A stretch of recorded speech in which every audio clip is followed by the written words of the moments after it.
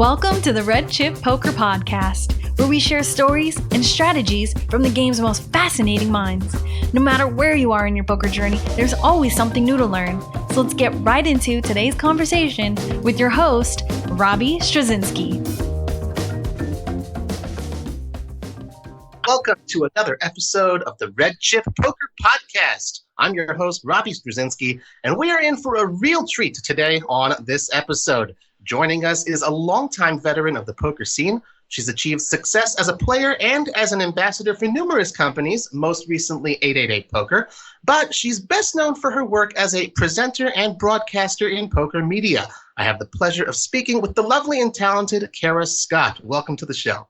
Thank you. It's great to be here. It's nice to finally be on. I like it. Good. I'm very, very happy to have you on. And we've sort of known each other a little bit over the last few years, but we've never really had a nice conversation. And I've been really looking forward to this interview and just speaking with you, Kara. Yeah, same here. This is for me kind of my foray back into the poker world. I've been missing for a little while, so I appreciate you making it kind of gentle for me. Oh, you don't know. We got like 17 surprise questions at the end if you don't get the answers right. So, well, Kara, as you said, you've taken a step back from poker for the last while. Your baby, Ella, correct? That's right. She was born at the beginning of June 2018. It's never too late to say congratulations. So what have you missed most about poker while you've been on maternity leave? Wow. Well, to be honest, like the first 6 months are kind of so intense that you don't miss anything except for sleep. So I missed my sleep a lot. But then after that, life starts to get back to normal. And I have definitely missed that feeling of sitting down at the table and, having decision after decision. And once you make a decision, then you make the next one and you don't kind of carry it with you forward. You know what I'm saying? When I'm here at home, everything kind of muddles together. Everything matters for the next 5 minutes, then the next 10 minutes. But with poker, you just kind of sit there. You make the best decision you can, and then you react to whatever happens, and then you make the next best decision you can.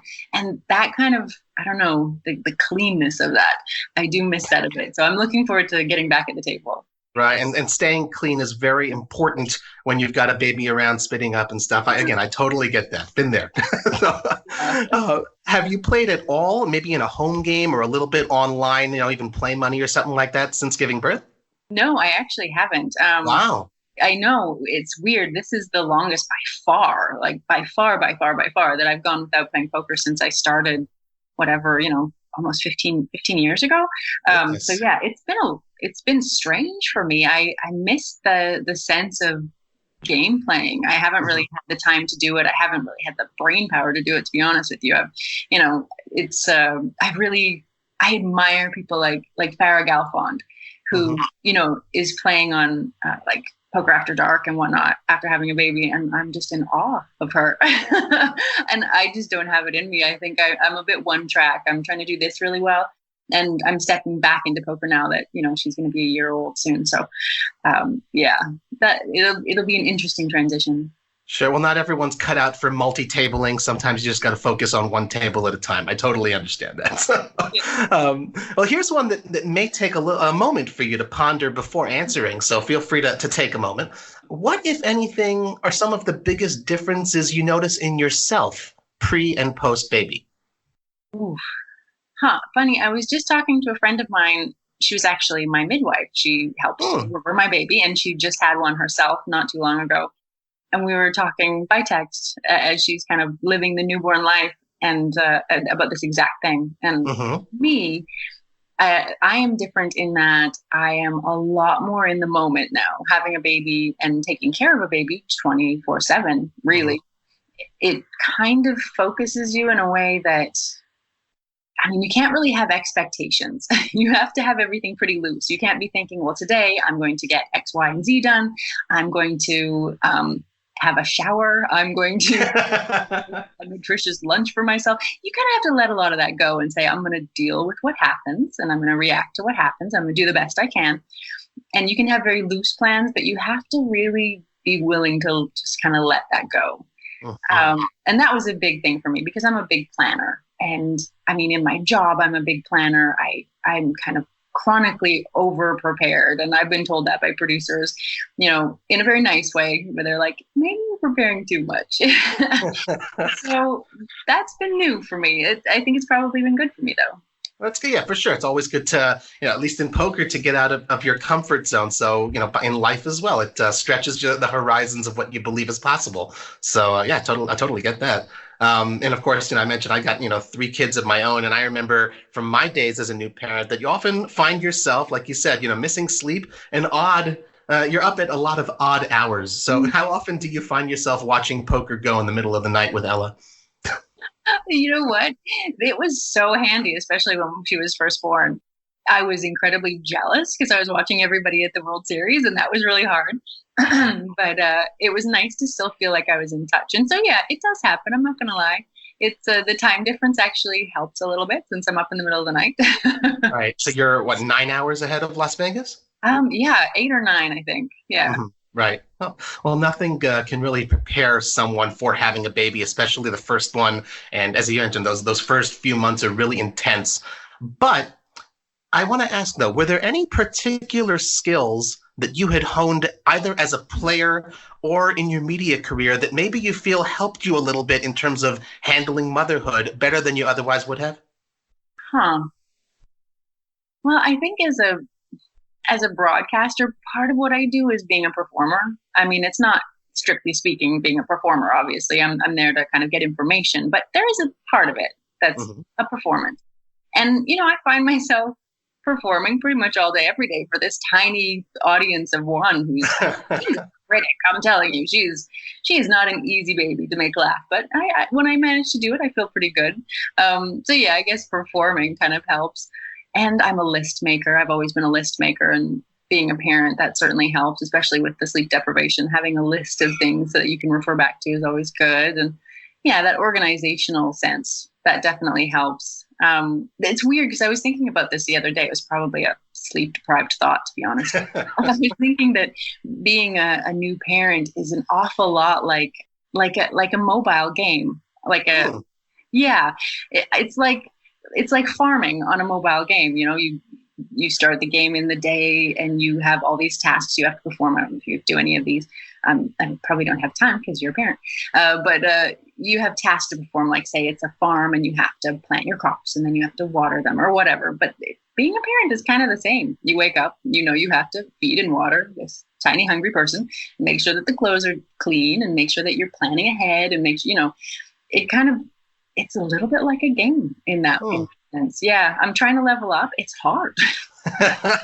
That's interesting. So then the next follow-up question to that is, the converse then. Do you feel now, okay, well, you've been a mother for almost a year now, and you said you haven't played poker, but you will be, dipping your toe back in those waters very soon. Do you feel maybe you've developed some skills as a mother that can help you at the poker table that maybe you didn't have, as much of or as honed beforehand?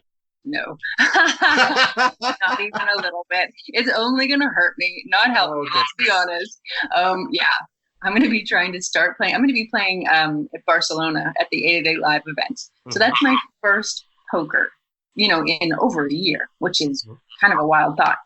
And I don't know, it's not going to help me at all. There's nothing. I'm going to be starting to play poker at the time pretty close to where I used to be getting ready to go to bed because, having to wake up at like 4 a.m, going to bed early. So I'm going to be flipped completely on my head, and I'm going to be trying really hard to sit there and stay awake and play well and not show everything on my face and not say, uh-oh, every 5 minutes like I do at home. Uh-oh. If someone spills a drink, just make sure you don't have the wipes handy. So, someone else will take care of the spill on the felt, right? What if I reach across and wipe their face? Right. It happened. It'd be so embarrassing, buddy. Oh, man, I totally get that. It's definitely a unique thing to, dip your toes again back in those waters that you haven't been in there for a while. Yeah. Well, when I was preparing for this interview, I took out my magnifying glass. I put on my sleuth's coat, and I examined your Twitter feed over the past year. 3 tweets came up. So it's nothing you haven't seen before. You came up with them yourself. and I found them particularly interesting. So let's explore each one of them in a little bit more depth. I'll read the tweet, And perhaps you can tell me what was going through your mind at the time that you shared these pearls of wisdom. Are you ready? Mm-hmm. Go ahead. Okay.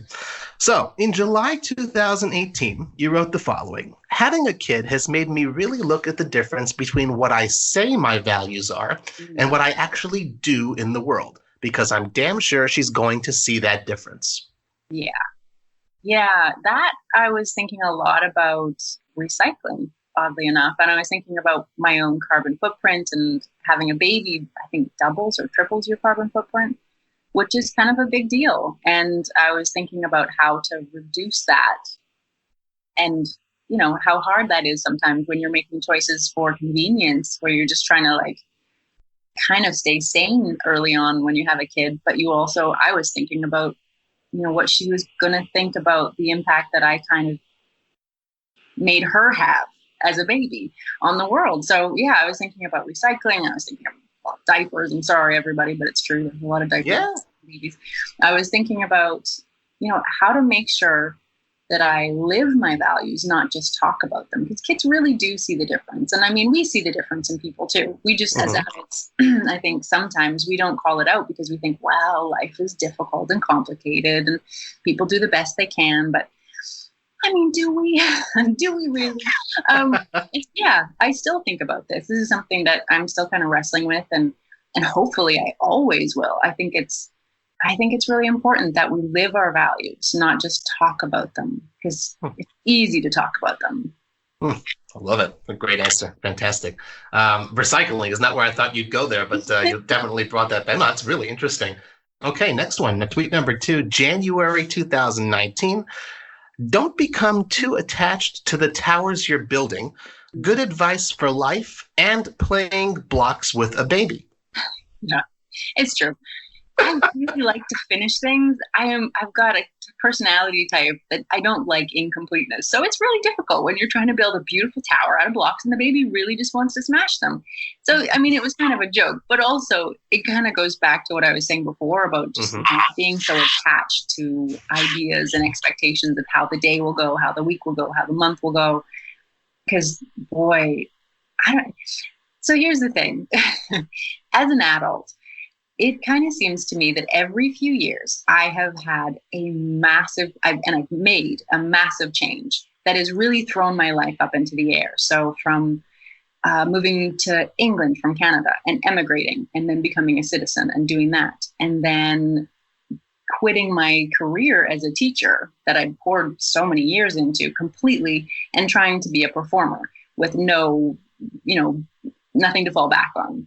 And then moving to America, or, quitting a job as an ambassador with a company with no backup plan, just because it felt like morally the right thing to do. Or, I do this. And then moving back to Italy.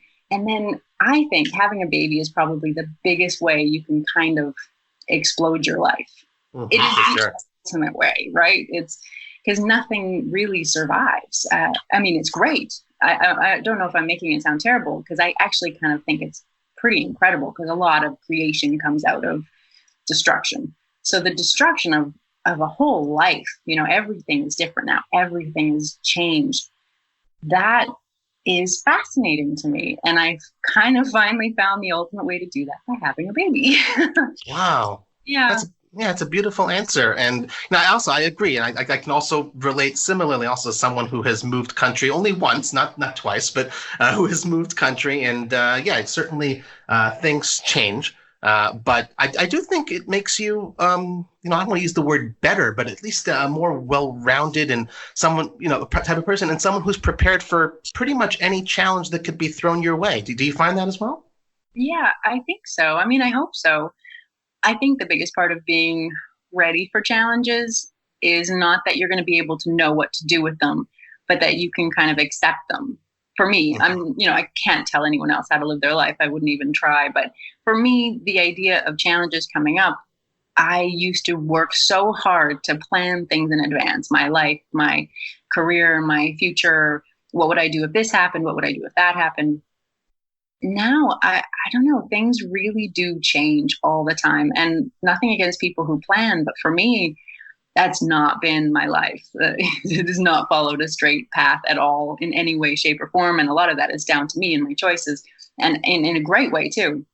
Mm-hmm. But yeah, that's just, I just don't think I can spend that kind of energy planning. I'd rather be open to just saying, you know what, the challenges are going to come and I'm going to listen to them. I'm going to see what's going on. I'm going to try to make the best decision I can, live my values, and we'll see what happens. For sure. And I can tell you, not that I'm teaching you any lesson, but from my own experience and a little further down the line with parenting, my kids are 11, 9, and 6. They're like good pitchers. They just keep on changing it up. If you keep on delivering the fastball, you think you're going to get used to it? It's going to keep changing a year from now and 2 years from now. So definitely that's a good attitude to have. It'll serve you well, Kara. But I will say perhaps an exception, when you said don't become too attached to the towers you're building would be towers of chips. You should be very attached to those and you shouldn't be letting them go, right? Here's hoping. This is the plan. Right. Well, tweet number 3, this was back in February of this year. This is a funny one. The baby has started very politely tapping the table in front of her when she'd like more food. She still won't verbalize her bet sizes, though. Damn it. I love it. It's kind of hilarious for a baby with 2 poker players for parents. I don't know where she got it from. We were trying to teach her, baby sign because that seems to really help them. And so the sign for more, please, or more is to tap your hands together. But she just instead decided to tap the table, and she does it like a European poker player. It's a very slow reach forward. It's a very deliberate looking you in the eye, tap, tap. And it just kills me every time I see it because I'm sorry, she's so ready for the tables. That's amazing. This is with her index finger or the whole hand? She points all of her fingertips together, the way you see a lot of poker players do, and then she did just her fingertips on the table. That's all of the fingertips, tap, tap. That's hilarious. Are there any other interesting moments that you've had with Ella that have made you think of poker? Any other mannerisms or gestures that she's had? Man, well, she doesn't have a poker face, I'll tell you that. So she's going to have to work on that if she wants to play a little bit because, no. But I bet she has a good read on you and your husband, though. Oh, man, she so does. She knows when we're bluffing. Yes. She knows when we're bluffing. She pushes it. Right. Well, obviously, during maternity leave, one spends an inordinate amount of time with their baby. But by definition, you're also freed up from work and you have more time for yourself, when you're not sleeping. What is the most fun thing that you've engaged in during your free time, or perhaps the most fun experience that you've had during this year off of maternity leave? Oh, that's tough. I don't know. Maybe I did maternity leave wrong. I didn't have a lot of free time. Really? At all? Like, it was really just time with the baby? Really, pretty much, yeah. Goodness. We live in Slovenia. We don't have family here. We don't have a lot of friends who are, baby friends. So we haven't had any help. So really, it's just been us. But you did get 2 visits, from what I recall. You had Mr. McCarran and Mr. Nemeth come and visit you, right? That's right. Yeah, I was amazed. I've actually had quite a few come to visit. And that's been really pretty amazing. Walking around town, showing them our amazingly beautiful city here. Ljubljana in Slovenia is ridiculously beautiful. I couldn't believe that Lon actually came out. I was so happy because, we work together and I love him and Norman. I really do. And we're friends. We're outside of work. We're actually friends too. But sure. All this way, that was above and beyond, and I totally appreciated it. And BJ too. BJ and I are really good friends. He's, we're really tight, and he just really wanted to come out and see the city and meet Ella. And he brought her Lego. Oh, how nice is that? He brought her first. Awesome. That's BJ Nemeth from the World Poker Tour, those who are not necessarily as familiar with the name. But that's really cool. And it's nice to sort of see how you've documented that maternity leave, that time that you've had with Ella. And of course, it's certainly a very special time in one's life. And it seems, at least to me, that you've tried really hard to make the most of it. When we come back, we're going to talk some more to Kara Scott about her return to the poker world and her plans for this upcoming summer. But first, a little strategy break.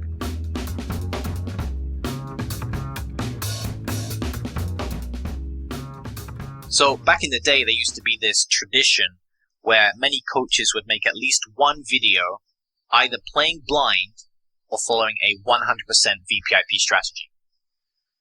The goal of such challenges was to demonstrate that good poker is not completely reliant on the cards we're dealt.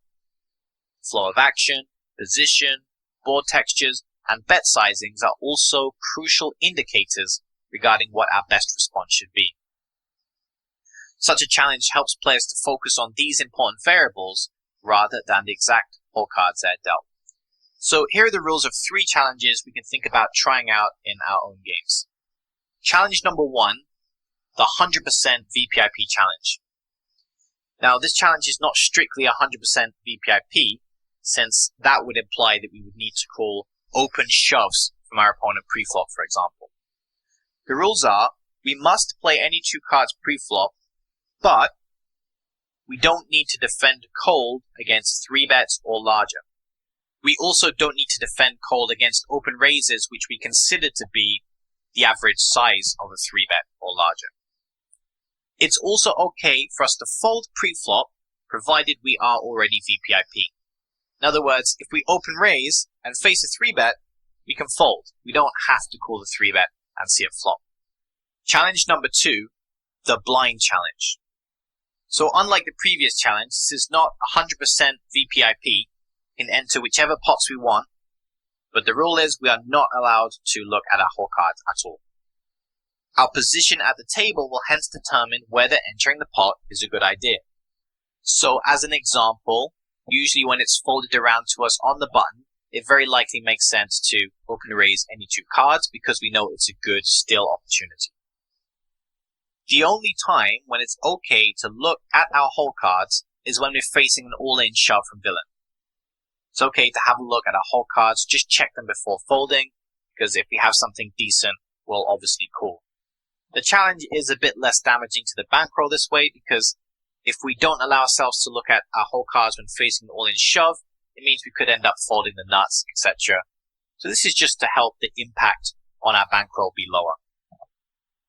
Challenge number 3. If you didn't guess already, it's a combination of the 2 challenges. It's the blind 100% VPIP challenge. So you probably get the idea. The rules of both challenges combined. This is the most hardcore version of the challenge, and it's not for the faint of heart. As we partake of these challenges, we should focus our energy on villain's actions and ranges, trying to perceive when he is strong and when he is weak. When he is strong, we'll look to get out of the way. When he's weak, we'll look to steal. Due to the clear and hopefully obvious potential for these challenges to be minus EV for our bankroll, it's recommended to run the challenge at a few limits lower than our usual games.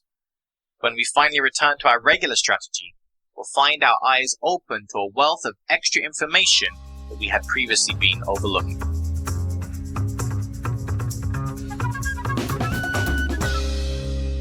Welcome back, everyone, to the Red Chip Poker Podcast. Robbie Straczynski here with poker and life ambassador Kara Scott. I say life ambassador, Kara, because it seems like you're always smiling, professional, hardworking, and you're focused on trying to squeeze the most joy out of your time. And I just think that's something we all ought to emulate. Damn, well, that's a really nice thing to say. Thank you. I appreciate that. Well, I'm supposed to read the script, and that's what it says. And that's what they wrote for you. Fair. That's yeah. But it is the truth. I don't compliment lightly, but when I do so genuinely, and that's really what I see. And more kudos, more power to you. You know, back at the beginning of April, you made that announcement, and you did mention it earlier, that after a lengthy hiatus, you're officially back in poker. And your first event is going to be the 888 Live Festival in Barcelona at the end of May. So you say it's your first one since having the baby. Mm-hmm. How do you feel prior to heading out there? Any nerves? Yeah, I'm actually a little bit nervous, but overwhelmingly excited. So that definitely kind of outweighs the nerves. I'm a little nervous about playing poker again. I mean, you know, poker is not a game that stands still. Mm-hmm. And I have definitely stood still. So it's going to be interesting to see even just the little, well, they're not really little things, but the details, like, you know, what the standard raise is pre-flop, what people are doing, like how much are they betting? How much are they do? You know, what's happening?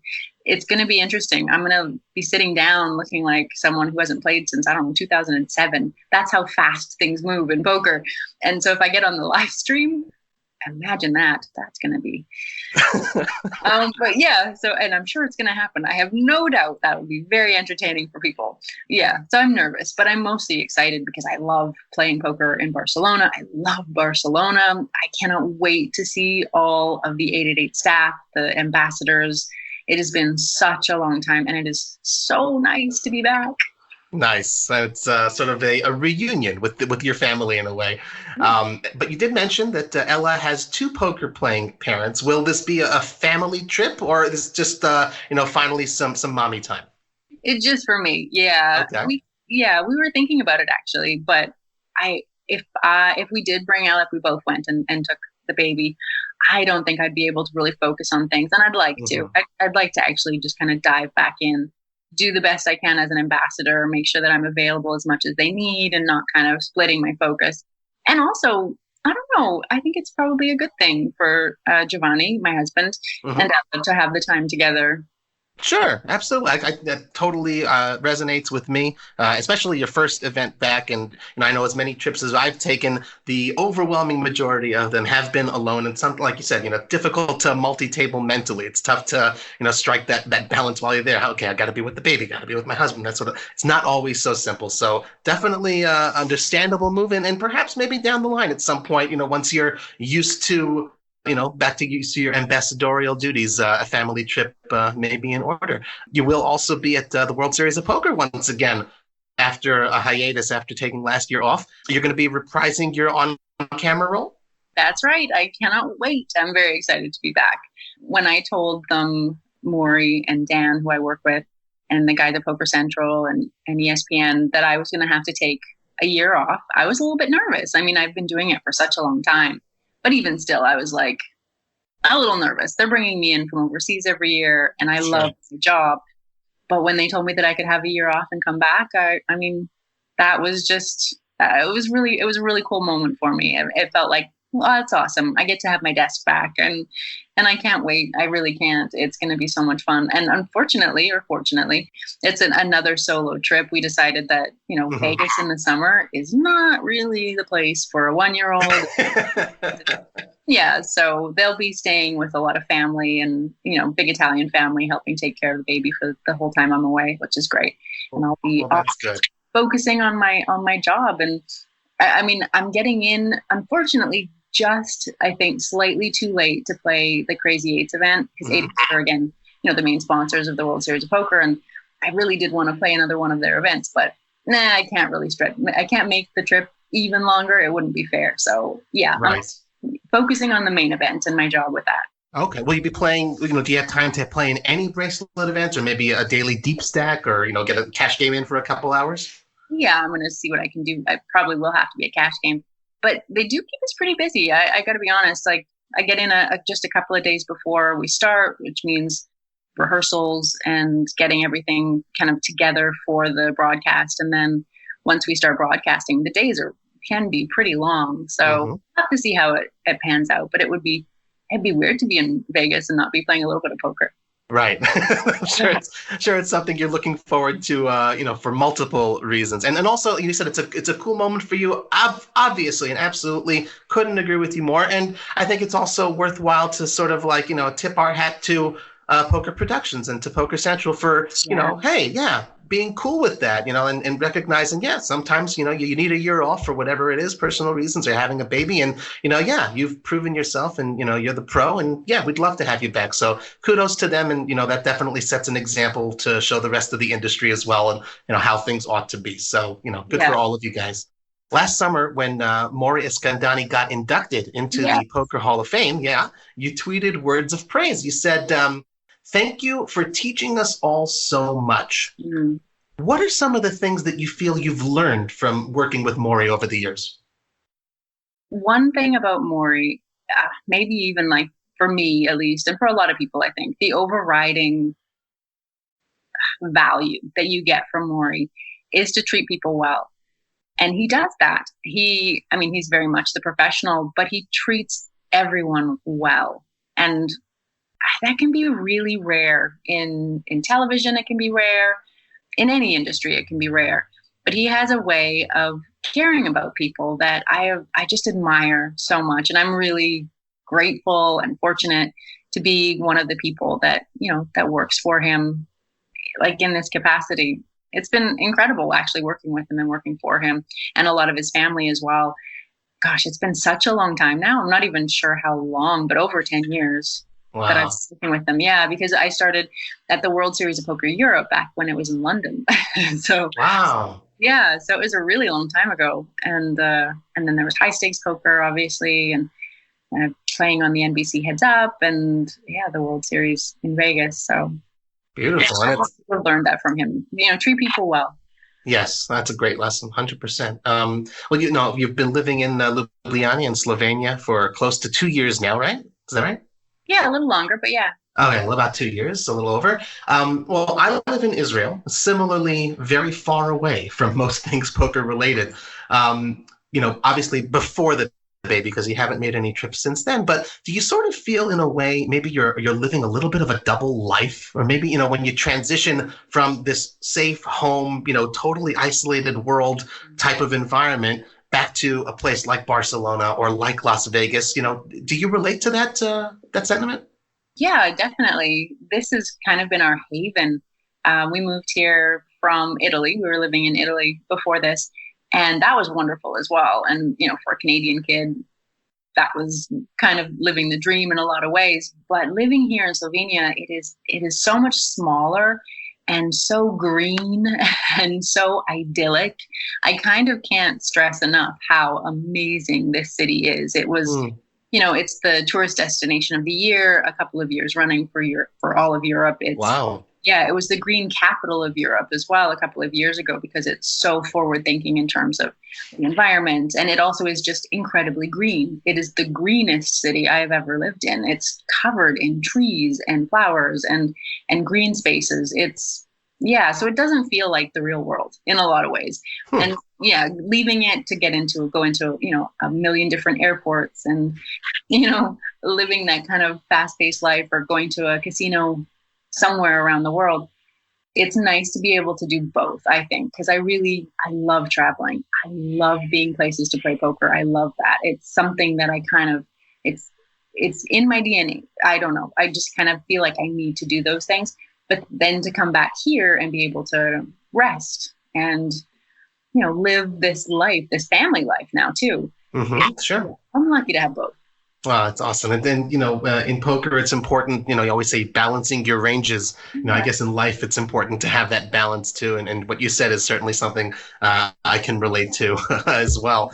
I did not say I balanced my range. I just want to point that out. Oh, okay. I have not made a cheesy poker joke. I just want to point it out yet. Okay. Well, when they're not playing at the online or virtual felt, the poker community can often be found on Twitter. And that's something that allows someone to keep tabs on what's going on, even from Slovenia. This might be a little bit of a controversial one. What do you like and dislike the most about poker Twitter? Oh, man. Let's start with what you like, maybe. Okay. What do I like about poker Twitter? It is often funny. I mean, that's Jamie Kerstetter, but, she's part of poker Twitter. But it is often funny. And sometimes you'll see these really fantastic charity, pushes going forward, like Dan Smith. And a lot of that comes out through social media, and you get to watch people donating money, or when there are natural disasters. A lot of stuff happened on social media that the poker community was raising money for different communities that needed it. And that's really cool. And I like that. So yeah, it's funny and it can be quite charitable. And I think those are two very good things about poker Twitter. Nice. And the not good thing. Man, can't let you off the hook there. Poker Twitter it can just be the worst. It's so tedious sometimes with all of the sniping, and oh man, it just drives me nuts. It really does sometimes. I have to look away because I get so frustrated. We get so fixated on sometimes these small-ish things, and they just blow up into, I don't know, people love drama. so much drama. So if you had a magic wand and could sort of change that, how would you change it? Well, I erase a few people's accounts, but I'm not going to. Okay. I guess that's what the mute and block buttons are for. Well, one of the things that I know I like about poker Twitter is that it sort of opens these little windows into a person's life, and occasionally you get a fun little nugget of information. For instance, back in August, you tweeted that you were bumped off the wait list in a poker room so that Ellen DeGeneres and her buddies could play while you were trying to grind for the room rate. Yeah, I was so mad, but also not, because cool, right? It is cool. So where was this? What hotel was this? When was this? Oh man, this was so long ago. It was the Wynn. I think I was staying at Encore. Fancy. This was a really long time ago. Like 8 years ago, maybe 9 years ago, even. And Yeah, it was pretty cool though, because I kept trying to. I kept getting bumped, and I was like, "Come on, guys! Like, I need the room rate. This is important. This is what I do. I'm here. I'm playing poker." And then I went down to the poker room, and they were like, "Well," and I looked over, and was like, "Oh, okay, yeah, I can see this is okay." aha! Were you able to get like an autograph or a selfie? No, I mean, I don't even know if selfies were a thing back then. Must have been, right. I'm not talking about 20 years ago. Right. Yeah, no, I didn't get a picture. I think I'm too embarrassed to take pictures of people like that. I just feel like it's such an invasion of their privacy or whatever, and I'm so Canadian about it that I just can't do it. Yeah. That's interesting. Did you get the room rate? You know, I did. They gave it to me anyways, which is nice. Good. Okay. Good. There's only one day in whatever, how many weeks. So they were like, yeah, of course. And they kind of realized, that it wasn't exactly your fault, I assume. So, well, we're in the home stretch, Cara. So you've dedicated many years of your life to establishing yourself in the poker industry prior to starting a family. But I imagine that your love for poker and your love for broadcasting, pretty much as you've said, it really hasn't waned at all. No. How does motherhood fit into that equation now? I mean, I think it's the same way it fits into any equation. Honestly, I am so incredibly lucky. I just want to say that, because I was able to take a year off. That's not the norm for people, no matter what they work as, what career they have, what job they're in, what industry they're in. There are a lot of people who can't afford and don't have the option to take a year off. And I did. And that was wonderful. I was able to focus like 100% on my child. And that was really cool. And now I get to go back to work as well. That's huge. When I was just about to give birth, I remember reading, I'm going to get this wrong because, my mind is not working so well. But I remember reading an article about in the States, how many women go back to work within like weeks. Oh yeah. It's very sad. Very sad to hear that. Yeah. It was super high. And I mean, like, you need time just to recover physically. It's not a small thing, but for a lot of people, it's not possible. So yeah, it works because it works. And we'll be like any other family, just kind of finding out how it works and what ways to, change things and adjust things and all of that. I like the idea that my daughter is going to see her mom working as a career person. And also when I'm at home, I get to be at home. I get to really focus on her.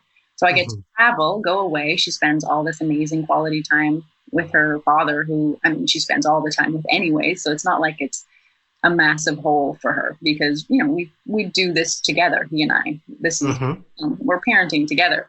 So I'm going to be going away to work, and he'll be able to stay with her and make sure that her life continues ticking along the same way it does. And then he'll be able to go and do some of his own trips. And maybe someday we'll be able to do some together. But we'll make it work. Yeah. Brilliant. And I guess that sort of, leads into my final question, is you seem to, you're just getting back into it now. The same way that you're sort of doing now, just, taking these occasional trips out and then going back home. Is that how you sort of envision that golden balance? Or do you also have additional professional dreams you still want to fulfill, and maybe that balance will change a little bit, in the upcoming maybe 5 to 10 years? I mean, I can see it changing. I'm not sure how at the moment, but it's one of those things where I'm just going to have to dive back in and see how it feels. I understand what the impact is going to be of me being away, for however many weeks in a year. And, what that's going to do to our family and how that's going to affect things. And then from that point, I'll kind of adjust it and see where to put my aspirations. But yeah, so that the two are going to have to kind of work together now. And, my family and my job, my career they're both really important to me, but I'm going to have to make sure that, my family kind of comes first at this point. But thankfully, I have a family that supports me and, understands deeply how important my job is for me. And, my husband's really awesome, Giovanni. He's, we got together after being friends for a few years and working together in poker and traveling a lot together, just kind of hanging out. And so we both know what this life is, and we both know, what my career means and, what has to be done if I'm going to continue working. So I'm really lucky in that too. I have a partner who supports me and who understands really what it is. Well, I got to say, it's been, I guess, 45 minutes now, and the smile hasn't left my face. You just have this way with words, and I hope our listeners sort of feel the same way. Just really enjoyed hearing these amazing answers to these questions that I prepared, and thank you. And to the best of my knowledge, Cara, I think this is one of, if not the first interview you've given since taking maternity leave, right? Yep, number one. Oh, wow. Very cool. So you heard it here first. We got the Red Chip Poker exclusive. And I know also from firsthand experience, carving time out of a schedule that involves a baby is certainly a challenge. So thank you very much for your time, Cara, for chatting with me today. Is there anything else you'd like to share with our listeners before we release you back to Giovanni and Ella? Well, I just want to say thank you. You've made it really enjoyable, and it's kind of nice to brush the cobwebs off my brain and think about poker, because I do have quite a lot of it coming up. So, anyone out there listening is going to be in Barcelona, come up and say hello, and I will try not to lick my thumb and wipe anything off your face. And otherwise, maybe I'll see people at the tables. We've got the XL Inferno coming up at the end of May, or, a lot of things happening, and I plan to be involved and to kind of step back in. So thanks for giving me a place to start. I appreciate that, Robbie. Awesome. My pleasure. And I don't know much about cobwebs, but maybe that gives me a little in on that Spider-Man nickname I've been trying to get for a long time. So thanks again, everyone, for tuning in. I've been chatting with Cara Scott. This is Robbie Straczynski, and you've been listening to the Red Chip Poker Podcast. Thanks for tuning in to this week's episode. But don't stop learning now. Head over to redchippoker.com. You'll find everything you need to get better today. Join our free, friendly strategy group and start talking poker with our coaches and community. And listen, if you're ready to take poker more seriously, sign up for Core, our $5 a week complete training platform built for players who have limited time to study. Core is packed with over 100 bite-sized lessons, from the fundamentals to advanced strategies, quizzes, achievements, discussion threads, and more. And for the bravest of heart, we invite you to check out our pro membership, which includes 24/7 access to hundreds of videos, all of our playlists, all of our crash courses, and more. If you want to see what the top 1% of players are studying to keep their edges razor sharp, visit redchippoker.com/Ruby. That's RUBY, and get a special deal on your first 3 weeks. Until next time, run good, play better, and get there.